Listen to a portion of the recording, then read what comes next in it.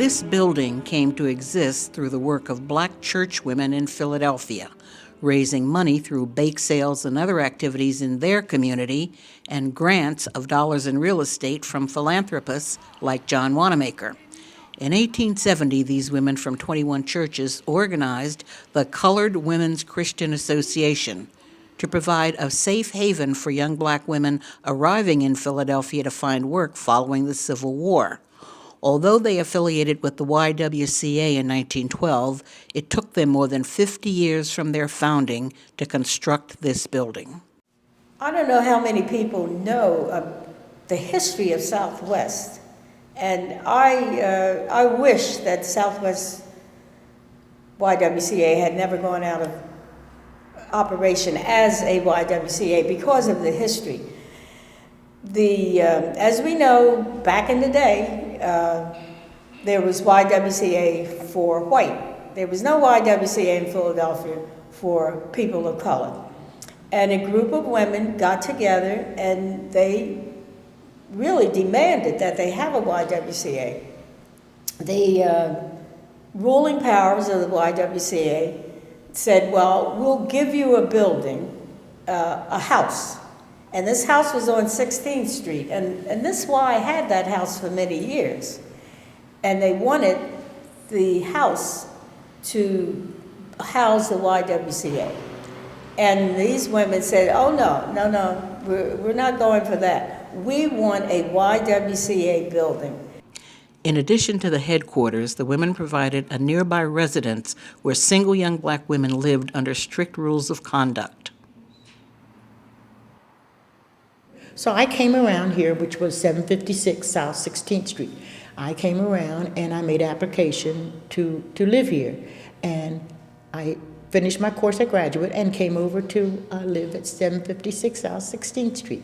My mother was very happy, my parents were very happy that I was living in a safe place. You know, we all used to come down here to play, to get away from home, and we all came here.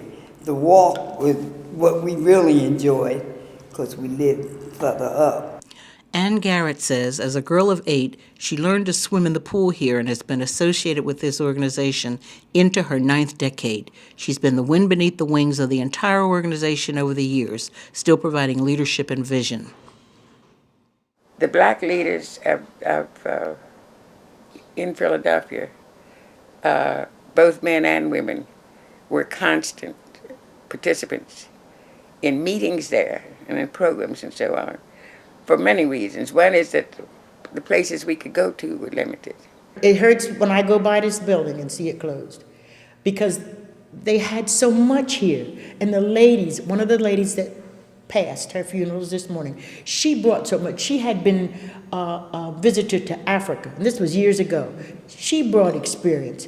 The children in this neighborhood need things like that. They need to expand. And then the next thing I knew, I was into something else, into buying something else, until finally they asked me to teach regularly and to do this and so, and I did. Then I got into what was really important about the Y, and that was the elimination of racism. Except that here in Philadelphia, they hadn't learned how to do that, work on that yet. So that a lot of my time was spent with my mother interpreting to me what people were about and what they didn't know, what to be patient about. Just sort of like growing up. Although this former Y became an independent organization in 1994, this precious place maintains its history and cultural connections to the community. I think it brought so much to this community. First of all, the whole thing about swimming, and not that everybody swims, but it was a place to come. It was a safe haven. Everybody knew if you came to the Y, you were going to be okay. It was a place to play, to learn gangs, and to learn to meet other people from all over the city. My mother and my uncle used to come here for their outlet for dancing. And so that's the reason I really pretty much got involved in it, because it shares a lot of my personal history and my family. One of the things that was very interesting that I've seen pictures recently is of the roof. where they used to have luncheons and dinners and several other events on the roof. That was very significant because at that time, this was pretty much the only building that you could do that and look out through the skylight and see the city of Philadelphia. That's been the envision of Mrs. Garrett's for some time to come back, along with the pool.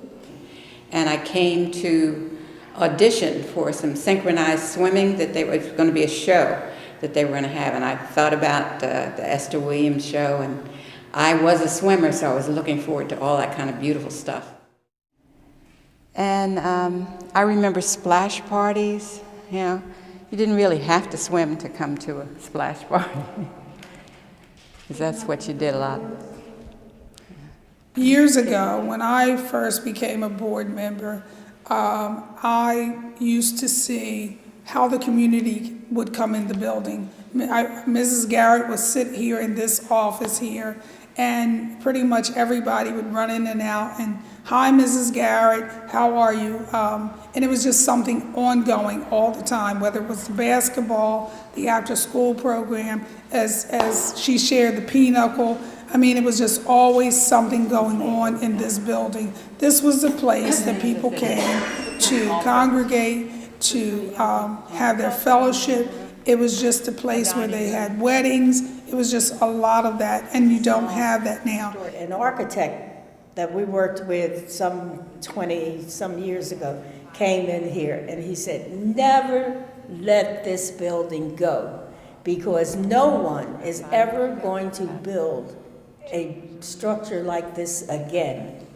It's an organization that really needs the support from everybody, the community, the city, the state, and outside organizations.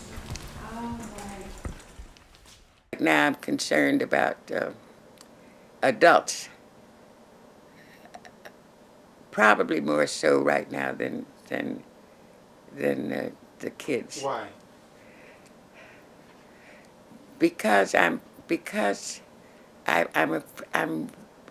thinking that parents, mothers especially, because they got so much on them to do, that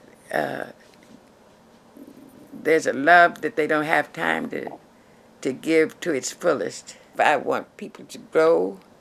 I want people to mix successfully.